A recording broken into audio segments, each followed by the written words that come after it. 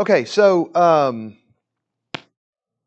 last week we were dealing with the back half, the second half of we're looking at cultural stuff at the intersection of real faith with real life, and had done a couple of weeks in a row, sort of on a stewardship theme, and got specific on the back half of that stewardship theme. On the back half, we looked at gambling. The Scripture not silent on several considerations that we need to have, I think. And so we looked at that. And so yesterday, when it became apparent that Darren was going to have to be down in Georgia, I started thinking about a few different things. And because I was going to do this, but I'm going to delay this, but I'm sort of teasing you on the front end of something we're going to do here in about 3 weeks. I'm going to walk you through what I thought was a tremendous study when we're talking about cultural things that are right now, faith issues and hot button cultural things. We're going to look at abortion in the Bible, and the reason I think that's important is because we need to know what we believe, but we also need to know how to talk about it. We need to know how to talk about hard-hitting things correctly, maintaining ourselves. We talked a lot about self-control the last 2 weeks. Maintaining ourselves in the midst of the passionate certainty on whatever the issue is. And so we need to learn how to talk about it. And so I hope that will be a beneficial conversation. So as I was looking at some of the things, and it was not a 1 week thing, and I didn't want to do 1 week and then skip a couple of weeks and then come back to it. So we'll do that here in a few weeks in a back-to-back week look. I ran across some magazines that I'd had some articles in with Gospel Advocate magazine, Think magazine, and some others. And in the stack of that one issue in the stack was this issue just called The Compassionate Church. And I thought, man, that hits right now. I'll give you an example. So Chris, and by the way, proving that people always sit where they always sit. Sunday night after service, we were in this room behind us. Chris was in there, I was in there, and I don't know, maybe 15 or so, 14, 15 of us in there. And we're looking at some outreach opportunities outside of the areas in which we've been having them for years. Some things that are always ongoing, but some ways to involve more of the congregation that's not finding those things the things they want to involve themselves in. So we're kind of a think tank. But we want to tie in outreach wherever we can. Good outreach is important for evangelistic opportunities with people.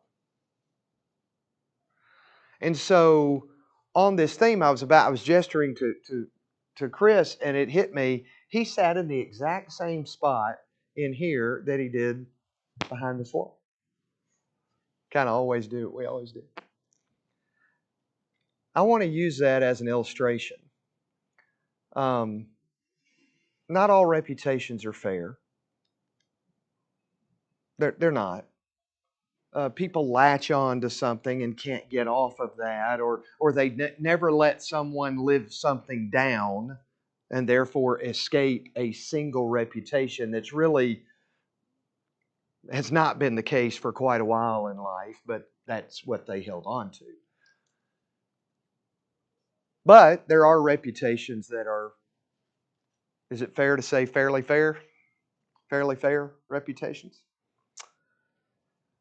What do we always know about that person? There are things we don't always know, but there are things we always know, or always see, or always hear from that person. What about a group of people, a body of people? Specifically, what about a body of people that we call the church? The church can do a whole lot worse in consideration of its reputation in a community, in a country, or around the world. The Lord's church can do a whole lot worse and plow some really good ground in opening evangelistic conversation opportunities by being known as a compassionate people. You can do a whole lot worse than that. If you had to be known as something as a group, right? The church could do a whole lot worse than to be known as compassion. All around the country, there are congregations that lose a lot of people, or lose some people, some percentage of people, because of a weakness in something, including doctrine. There are people seeking a place that knows what it believes and stands on what it believes. But until they get in there for a while with those people, they don't know. If that's the reason they left, okay. But what drew them there? We are in, as we know, the buckle of the Bible Belt, as we say it. And there's no shortage of opportunities for people to be drawn to some group for spiritual purposes. And when they see you as compassionate, they get people. Those places, they get people. And so we could do a whole lot worse than being known as compassion. Compassionate. So I want to go through some ideas that this issue went through, just from a more generic view that will breed some conversation here about the compassionate church. So in this special series on the compassionate church, they were going to talk about compassion in times of crisis, compassion toward the fatherless, compassion toward the elderly, compassion toward the discouraged, compassion toward families of children with special needs. I'll say something about that in a few minutes. Compassion toward those with long-term illness, compassion toward the restored, and compassion toward church leaders. So, I want to start and just sort of do a fast walk with your involvement into some of these ideas. Compassion in times of crisis. So what have we seen more than anything else thematically, other than election season stuff, on the TV over the last several weeks? Not the election stuff. What else? Asheville, North Carolina, the whole affected place from the floods first, and the mudslides and just the devastation from that. And then follow up from that was right behind it was the hurricane. And we have seen story after story after story of compassion. And that happens every time. Every time those things are going on, we see that. And so Sunday night, I don't know who was here and who wasn't, but Sunday night in my lesson, I was going through Acts 2, the close of Acts 2 and the close of Acts 4, which are almost identical. They say it differently, but they show the same things, the same attitudes, the same intention from the early church to be, and I entitled the lesson, Be This. And we looked at 4 things that will be what? Will be this, this, this, and this.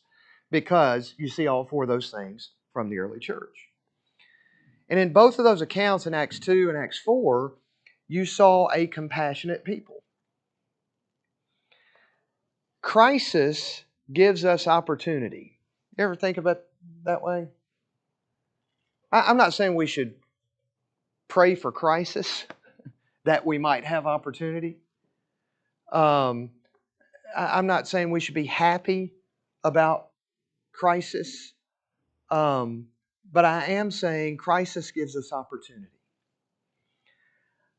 Susan. I think crisis, we feel like we really can be a help for somebody. You can help somebody when they don't need something, but when somebody really needs something and you can help them, it makes you feel good that you're being of help.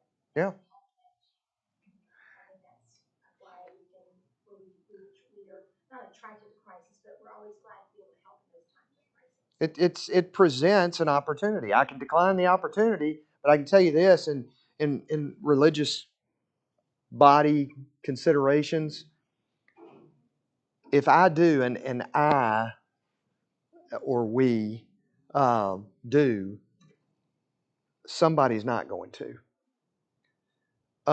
So right down the street, down here, is on Allied Drive is disaster relief. You know, one of the greatest things in the world that happened a few weeks ago during those, I think this particular week, it was the flooding and the mudslides and the things pre-hurricane. Of course, they followed up with that too, because that's what that work does. One of the greatest things in the world is Jan and I went over there to pack boxes on Monday. And when I pulled up, in fact, I wasn't even all the way up yet. I went, where in the world am I going to park? I've never seen so many church buses, church vans, cars in front of that place in my life.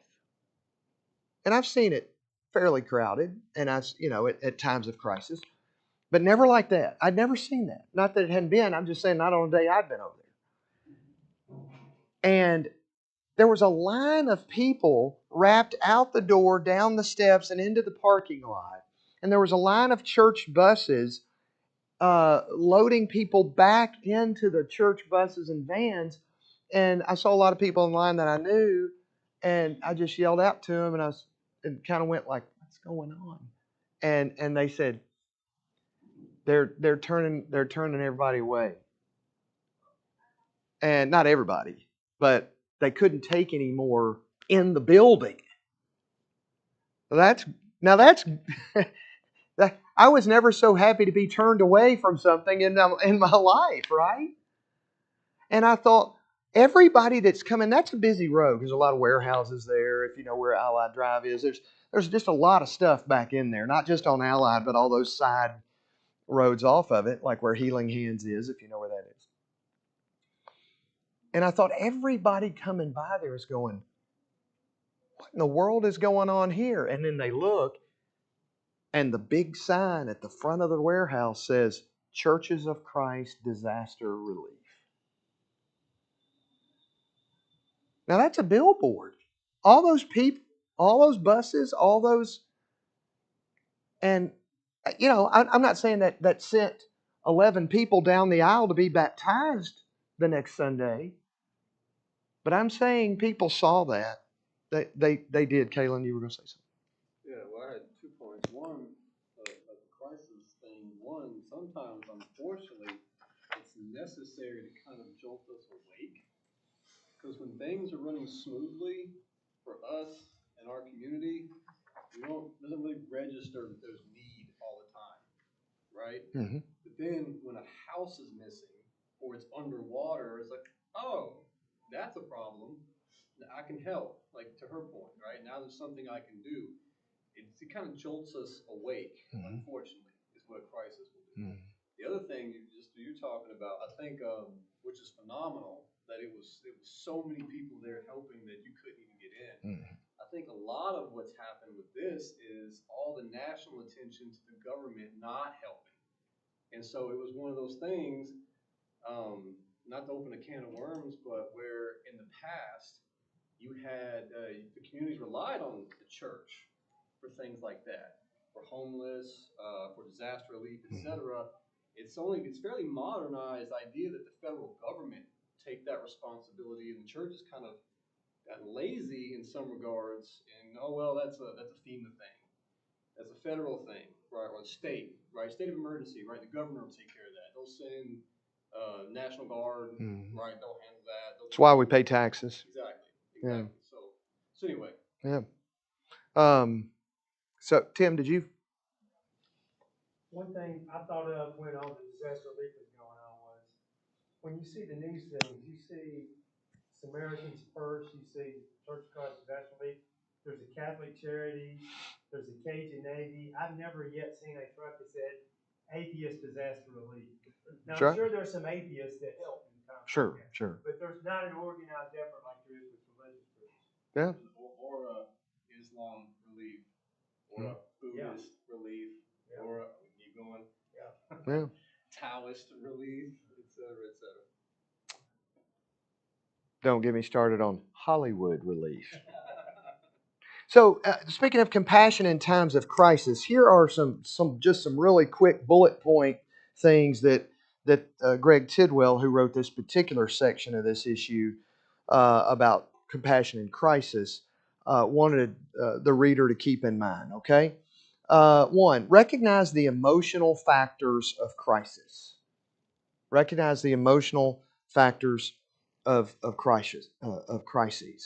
Paul wrote in Philippians chapter 4, verse 5, let your reasonableness, some translations will say reasonableness, some will say moderation, let your reasonableness be known to everyone. In other words, we need to be reasonable in understanding that it's reasonable for someone to be emotional. Oftentimes, Ronald Reagan he had this quote. He was so funny. He had this quote that he would use often about, and it was a joke. Let's see. Okay, I had to count the words in his quote. What are the 9 most dreaded words someone could hear? Could be said to someone. He said, "I'm from the government and I'm here to help." And so sometimes we want to rush in, well-meaning Christian. I want to rush in. I want to help. Opportunity to help. We said about crisis. I want to help, and in my efforts to be as quick a help to as many people as quickly as possible, I want to get them from here to here just as quickly as I can. We see this a lot. We see fault, unintended, unrealized fault, mistakes made a lot of times in the matters of grief with people. That specific type of crisis. Because we think we have to say something that has them look on the bright side. And there's a time when they don't really want to look on the bright side. They'll do that later, but in that moment they're grieving and they don't really need me to say, there's a bright side, right? But we think we're helping, and so we say whatever we say, trying to, and we need to be careful. So Greg, rightfully so, he writes this about compassion in times of crisis. He says, recognize the emotional factors of crisis. Don't ignore that. Second thing he gets to, I'm skipping over plenty of things with various passages of Scripture. Second big point he made in his article was address the material needs brought by crisis. What is disaster relief doing? First, material needs. With material needs. Now, what might that bring? Opportunity for other needs to be met. Other needs to even be introduced for the first time with somebody or some community where there is no congregation actually of the Lord's people. Address the material needs brought by crisis. Sometimes in the effort to do the spiritual, we kind of get things out of order, and we can forget James 1:27. He doesn't highlight that passage, but I would like to. James 1:27, pure and undefiled religion before God the Father is this, to what? Okay, now, be careful with the next word. James 1:27, pure and undefiled religion before God the Father is this, to visit the fatherless and the widows in their affliction. And then he says, and to keep oneself unspotted or unstained from the world. But the word visit in the Greek, which most translations will have the word visit, is not a word actually from the original language that's knocking on a door and paying a visit. That's included in it, but the word visit is much bigger than that, and all the word means is tend to the needs. So sometimes until we tend to the needs, inasmuch as we have opportunity, let us do good to all men. Now, it does say especially those of the household of faith, but it does say on the first half of the verse, let us do good to all men. Meet needs. And in meeting needs, they may at some point find an opportunity, we may at some point find an opportunity to address further, even greater needs than something material.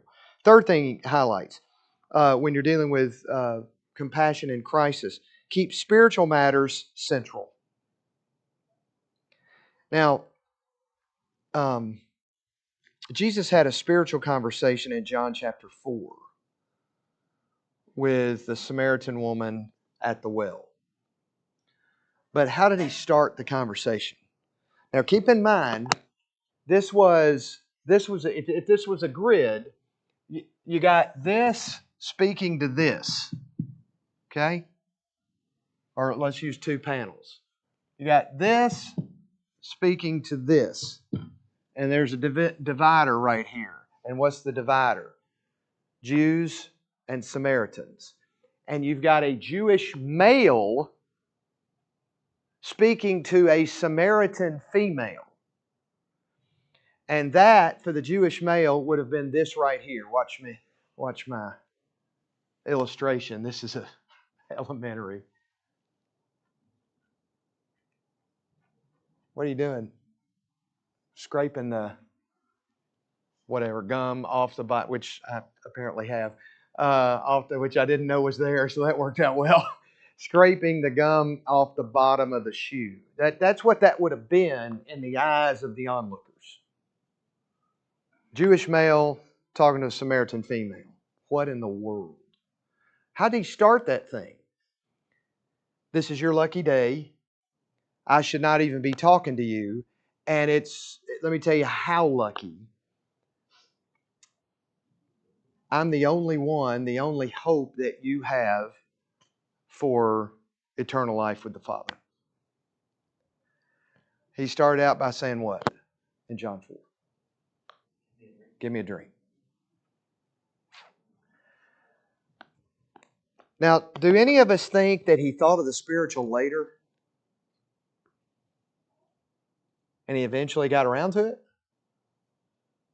Or was he headed to spiritual conversation before he even uttered, give me a drink? But what did he start with? Right?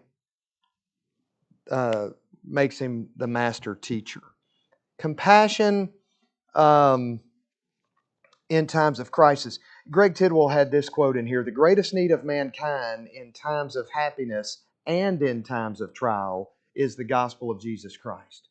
The greatest need in times of happiness and in times of trial is the gospel of Jesus Christ. But we've got to get them there. And finish this for me. I know it's overused, overstated, but finish it for me because you can. People don't know how much people don't care how much you know until, if I'm going to ask you to finish something, I need to be correct first myself. So the next section in this magazine was talking, still under the compassion theme, was not compassion in crisis, it was compassion toward the fatherless. Okay, in the 1950s, 50s and 60s were incredible high growth times for the Lord's church. I don't know if you know that or not, but incredible growth in the 50s, 60s, maybe through the mid 70s, that sort of thing. You might even take into the late 40s to the early 70s. That was kind of our time, right? And they had opportunities to be compassionate all the time. The church always has opportunities to be compassionate. And compassion always stands out. It always stands out.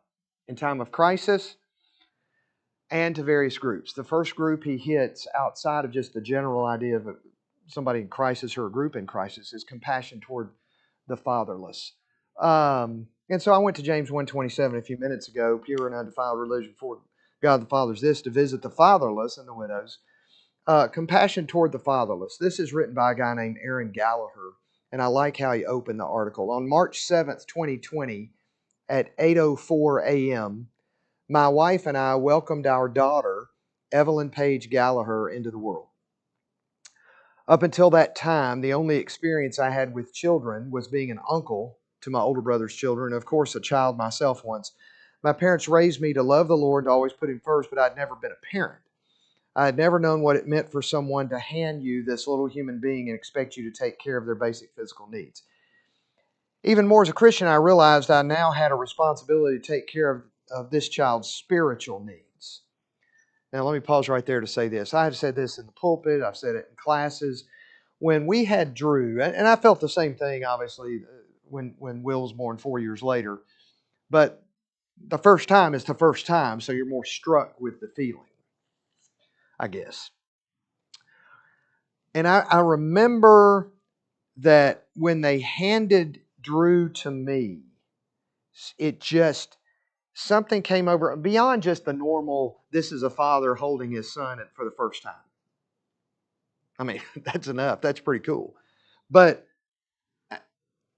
I was struck with, like the hand of God had reached down and said, here, build me a man. Meaning a man according to me, according to God. Build me my man. Not my man, his man. Build me a man. And that was daunting. That was just daunting. I was sort of overwhelmed with that feeling for a few minutes. So a lot of us get what Aaron is writing here, that first time situation, kind of had the feel that I've got to also take care of his spiritual needs, and those are more important, by the way. It was sobering to look at my tiny daughter and realize she has an eternal soul that will one day stand before the Lord on His great white throne in the judgment of that great day. Hebrews 9:27, Revelation 20. At that moment, I realized my life was no longer only about myself. Now it's about doing whatever is necessary to get her soul to heaven. I would do anything I could in my life to alleviate any suffering or hardship she may have. Evelyn now has a father to work and provide for her needs, as a father to watch out for her and raise her to love the Lord, His church, and His word. But what about the children who don't have fathers? Now, I'm going to say that we can go further right here than fathers. We can take this same principle for a great opportunity for compassion into homes that lack something in the way, whether it's fatherhood, motherhood, parental strength that is in an area that's clearly lacking. But he's highlighting compassion toward the fatherless. I want to tell you that I could tell you story after story, and name people and various congregations and places over the years where the only reason somebody is probably the only reason somebody is in the church today as an adult is because somebody who wasn't handed that child. In other words, not his earthly father, not her earthly mother, not a grandfather, took note of a kid in the church that somebody was going to have to take note of because the spiritual wasn't coming from home. Let me lay it down where the rubber meets the road, as they say. We have them here. They're here in this building. We have them here. Or you may find them on your kids are playing ball on ball teams. I mentioned Sunday night. I mentioned that some of the kids that play on our sports teams with Creve Hall are not from the Creve Hall congregation, and they're also not from, let's say, such and such Church of Christ, and they just don't happen to have a team in the league. There weren't enough to play, so they said, "Can we play with y'all?" And because that's a strong, active, faithful family in such and such congregation of the church, we said, "Sure, come on." That's fine too, but that's not what I'm talking about. We have them here. And I can name, and I know I'm not the only one that can name through the years. Tim is a school teacher and has been for how long? Well, I mean, his entire career, but how long have you been at Lipscomb? 42 years. Oh, he started at 8 and started teaching at 8. And he can name more than I can probably because I've forgotten, or another way of saying it is he may have forgotten more than I would have ever known about, just because he's had so many come through the years. Tim, does every kid over there come from just a picture perfect spiritual background? No? I mean, it's Lipscomb. Are you serious? At Lipscomb? And so coaches have an opportunity. He's done a ton of that with young people over the years, coaching, not just teaching, but coaching, and he's had opportunity. Our guys that work with our kids here that I mentioned Sunday night have a situation. This is the one I want to spend the least amount of time on, but just to make a few bold statements. Here's one. Here's a picture in the article. He just got a situation with somebody overwhelmed with the situation here, and it says, when we see young people, and it's a younger person, he says, when we see young people who have no spiritual guidance from their fathers, are we willing to step up to the plate and extend ourselves to help those young souls? So I want to say it this way. One of the things I most admired about my in-laws, they both passed years ago. Drew, our oldest, is 28. He was 2.5 when Jana's dad died. Jana's dad had just turned 60 when he died. Well, I'm 58 now. So, one of the things I most admire is here was a family of 6 with 6 children. Jana's the baby of 6. 6 children in a 7-year, 10-month span. That's busy. It is, but it shouldn't be. That's busy, right? If nothing else, that's busy. They've got enough on their plate. They don't have time for. And what family drove the joy bus around the community picking up kids? We were doing the inner cities thing Monday night here at the building. It was her family. And there's all the kids were a part of it, expected to be a part of it, right? Oh, Tom, that's her dad's name. Oh, Tom, a preacher in the congregation. Oh, Tom, you got a congregation you got to tend to. You got your own first. And I agree with that. You do have your own first. Uh, on the way down here, on the way down the hall, right before I came down the hall, when I was still in the lobby, I was on the phone, headed this way. And a buddy of mine from college, his dad just died. And um, he was giving me funeral arrangements, and they want me to do some of the funeral. I have quoted hthe man that just died, 1,000,000 times. He did a teacher appreciation banquet for us, the first place I preached, the second year I was there. So I was 27. And he was a teacher and a coach and a AD at Good Pasture for years, Christian school. Did you ever know John Hayes out there? Yeah, he died. 82. He started at Good Pasture the second year of the school and stayed 52 years. 53. So he's kind of an iconic figure out there, and that'll be a big funeral and so on.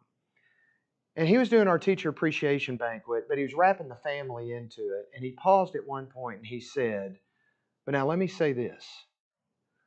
He said, "In all these efforts you're making with all these other students," he said, don't make this mistake." He said, "Do not run to evangelize the world or some other children at the expense of your own family first." But now he was talking about the spiritual development of your children. This book, I think Hillary Clinton wrote a book. It's called It Takes a Village. That's what it was. Okay, I understand that phrase and what kind of is generally meant by that. It takes a village, and all of us have had our own villages of people in our life that have helped us with various things and influence with our own kids too and stuff. Yes, that's fine. I get that. But I can tell you this, God didn't give my kids to the village. He gave them to me. I don't want to stand before Him and say, "Well, Lord, as you know, I found a tremendous village. I purposed to find a tremendous village so that I could, village take care of them. And then let me tell you about all these other people I went after. But I gave them to you." So don't get me wrong. But I'm telling you, there's something that we need to chase, and in our compassion. I don't know that there's a greater compassion that can be had. We're gonna do service projects on November 10th, like we did a couple of months ago. It's great. It'll be great again. One of the things we're going to do is we've got kids that are needy kids over the weekend from Creve Hall Elementary and Norman Binkley Elementary, especially Norman Binkley. But we'll do for both, and they need food to get through the weekend. They're on a list, and we're going to have to provide some food and pack some weekend bags for them and that sort of thing. We got to do all that, and that's important. Those types of things, wherever we find those types of needs, are important. But there's nothing more important than having compassion for spiritual matters, for spiritual, long-term spiritual purposes. And there's some kids that aren't getting that at home. So one of the ways that we can do compassion, we can be compassionate, is to look for those. The next thing he went into was compassion toward the elderly. Now, I'm biased on this, maybe. I worked for Lakeshore Estates, 2 different stints for Lakeshore Estates. People that grew up in Nashville know what Lakeshore is. Maybe some that didn't know what it is now, but it used to be the 3 campuses across. It started with Lakeshore Home for the Aged on Wedgwood Avenue, which has since been sold to a rehab company and took the facility and so on. But it was 1952 beginning there. And then eventually to Heartland in Donaldson and to the Meadows in Bellevue. Taking care, and it was affiliated with Churches of Christ. And our daily census when I was there was like 440 patients a day from assisted living or independent living into full-blown skilled nursing care. So about average of 440 people a day at the 3 facilities. And my job, I had a lot of nonprofits. You got to wear more than one hat. That's just the way nonprofits a lot of times run. Try to thin as possible because you got to raise all your money. And so I was the director of Lakeshore Foundation, which was the arm of Lakeshore Estates when people had run out of assets, outlived their assets, that we didn't have to kick them out. Because all three were private pay back then. We didn't take Medicare or Medicaid. Well, what do we do with Sister Sally Brown from such and such nearby congregation who nobody thought she'd live this long, and she's run out of assets? And the kids aren't helping. So my job was to, from the foundation standpoint, was to fund those needs. And we started the foundation because we believed that was compassionate. Every day in this office, Eddie Wood, formerly Wavell Stewart, gets calls. I can tell you, it happens. I say every day. It'll average out to every day because some days you might get 7 or 8 of them. If you miss a day and you don't get one, that's rare. But the next day you'll get 8. So it's a lot of needs from our elderly. And I'll just tell you, I got to say this right.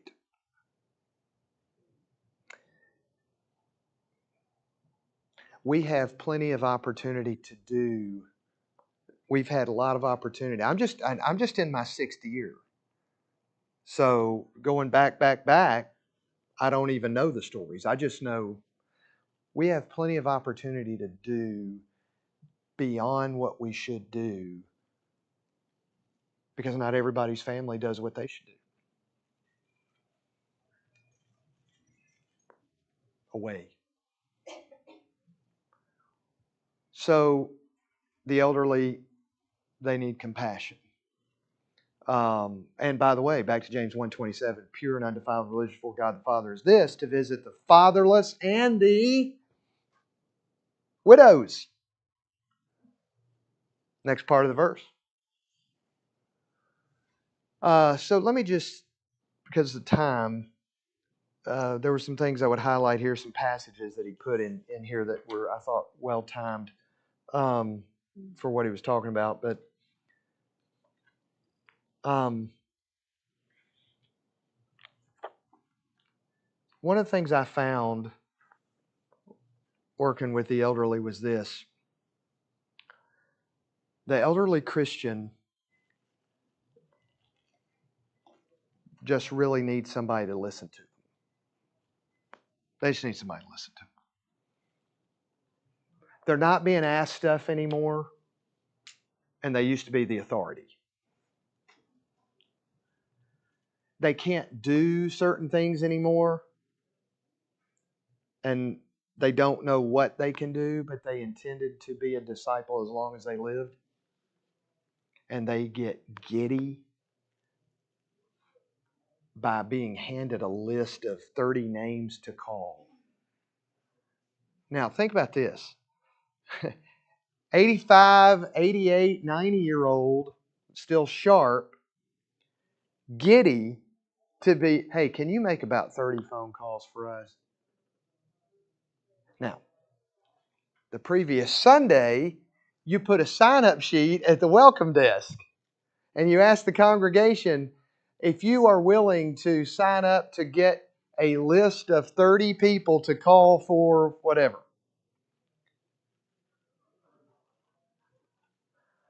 No, man, I'm not a telemarketer. What's the difference? They still want to have an impact. It's part of their spiritual dignity. They still want to have an impact. And so one of the most compassionate things we can do for the elderly is meeting needs, whatever needs they have, but meeting their spiritual needs by allowing them to still have impact. find a way. Find a way. To listen to them, find a way to give them something to do. They want to. They want to. Now, the back half of this issue I'll deal with